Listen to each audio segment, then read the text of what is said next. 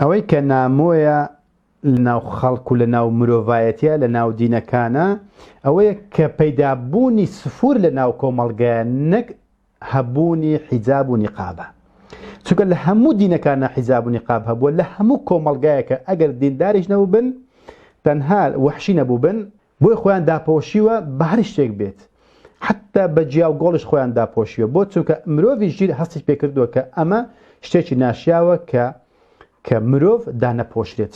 بەڵام بەداخۆ ئەم ڕۆژەکە بەلعکس بۆتەوە حیجاب و نیقاب لە ناو کۆمەڵگایە بۆتە بە شتێکی نامۆ لە کاتێکە خۆیان نامۆن. ئەجە بزانە بدأ الإسلام غريبا وسيعود غريبا كما بدأ. إسلام كهاد غريب لنا خلقه والروجارك بس الأم إسلام دادت إنه بس شريعتك هي دادت أيش أبي بنامو وكتسون لبداية دستي بيكرت. فطوبى للغرباء ذا خوش بختي بو كساني كنامون لنا كومالجا أمرك الريش بوت النامو وحجاب بو نقاب بوت اشتشي نامو لكاتك نامو يكان سفورة كان ناو كومالجا وزور بونا استا اوان بون بزورنا اما بون بنامو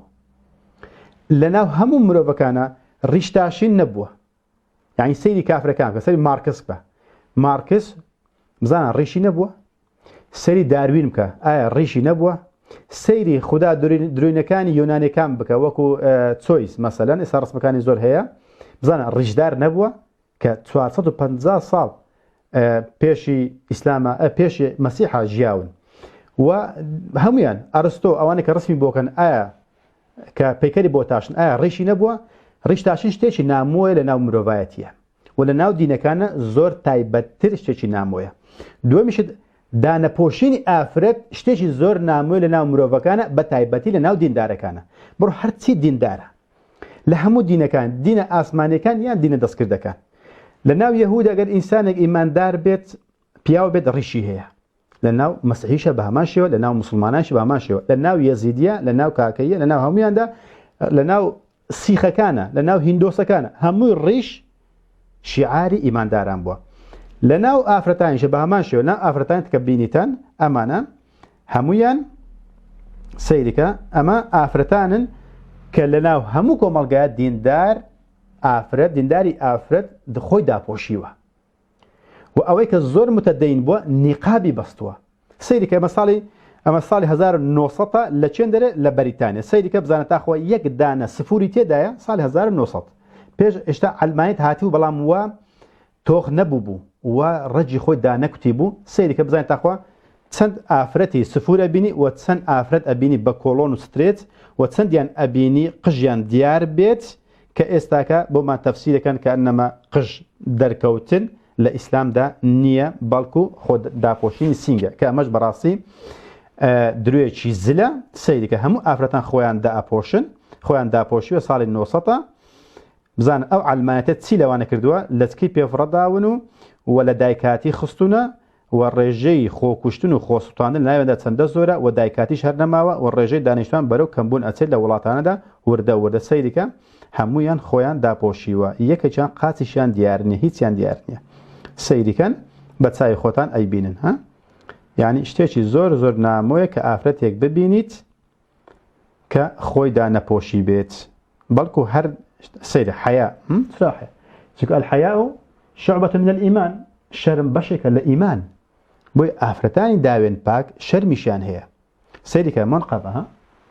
نیقابی بەستووە و هەدەم چاویشی دیار نییە باشا أي باشا أما نريتي عربة كما بريطانيا ليتوانيا سيدي أفرتكام كان بزانن تسون خويان دابوشيوا خوي أفرتي سفورو قات روت والله بيا أي بقات روت كات يعني بيا وبياوتي خوي بيا أي بقات روت كات أو أفرت دريت أفرتي بيت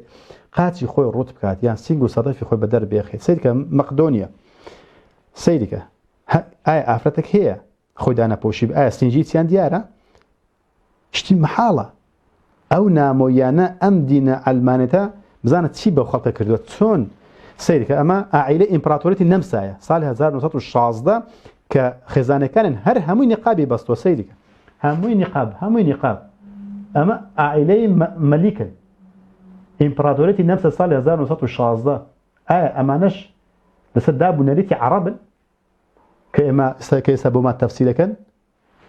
سيدك يونا صالح 1921 ئەمانەش دابوو نەریتی عەرەبە یان ئەمە دابوو نەریتی پاکانە یان ئەمە دابوو نەریتی خاوەن ژیرە خاوەن عەقڵەکانن سیدکە سوید ئەجا لە سیدکە گەر دیقەت بدەیتێ لە ئەڵمانیا و لە سویدوانە لە ژێر جلەکانیان ئێستا ئەو ژێر جلەکانیان وەکو گۆزەیەک وایە گۆزەیەکی باغا بینیت لە ناوە دێ بیبڕیتەوە لەسەر ئەو کەلەکەی خۆیان دانن بە کندرێکە ئەی بەستنەوە ئەوجا تەنوڕەکە یاخود ئەو عەزیە لە بەریاندایە لە بەری ئەکەن بۆی کە جلەکان بە سمتیانەوە نەنووسێت بۆی کە بەرینی بێتە خوارەوە ئەمە لە کەلتوری کۆنی ئەوڕۆپیەکاندا هەبووە ئیرلەندیون لە کاتێک ئاگەنە چێندەکە گەیشتنە ئەمریکا کۆچیان کرد بۆ ئەمریکا ئیرلەندیەکان سەیدیکار هەمویان نیقاب و حیجابە وەکو دایکانی خۆمان پێشتر کەوابوون سەیدیانکە ئەمە فەڕەنسایە هیچ ئافرەتێک نابینیت بەو سفوریەی کە ئێستاکە لەو 50 ساڵی ڕابردوودا ڕوویداوە ئیتالیا سەیدیکارە هەمووی حیجاب نیقاب سەیدیکە ئەگەر ئافرەتێک لەو کاتێدا یعنی 60-70 ساڵ بەر لە ئێستاکە ئەگەر سفور باە هە لە ناو کۆمەڵگای ئەوڕۆپی و ئەمریکیە جێگای نابووە سەیدی ئەڵمانەکانکە کەواتە ئەی باشە بۆ ئێستا نیقاب و حیجاب قسەی لەسەرەکەن و دژایەتیەکەن لەبەر ئەوەی یەک تاوانیان هەیە لەبەر ئەوەی ئینەهم ئوناس یەتەطەهەڕون خوای گەورە باسە فەرمێت بەوەی کە قەومی لوط بە لوط عەلەیهی سەلام بە ئیماندارەکانن ئەوە چی ئەوانە کەسانێکن پاکن یعنی تاوانیان کردووە کە ئەوانە پاکن نای بە پاچی بمێنەوە